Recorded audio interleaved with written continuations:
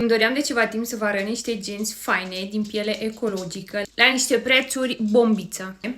Asta mi-a atras cel mai mult atenția. Acum e un pic șifonată pentru că o stat în mașină. Am purtat-o deja. E super încăpătoare. Chestia faină la ei pe site e că găsiți seturi de 4, 5 sau 6 piese. Am scos deja cartonașele, dar arată superb. I-am pus acest... Nici nu știu cum să-i zic. Cred că e pentru...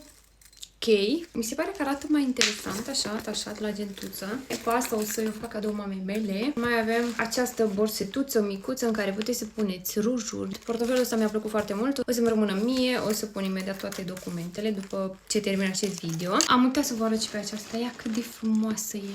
O puteți purta ca și geantă, că mie mi se pare mult mai potrivită pentru a pune produse de make-up, foarte faine și foarte încăpătoare și aceasta. Materialul e unul chiar foarte fain, adică la prețul pe care l-au.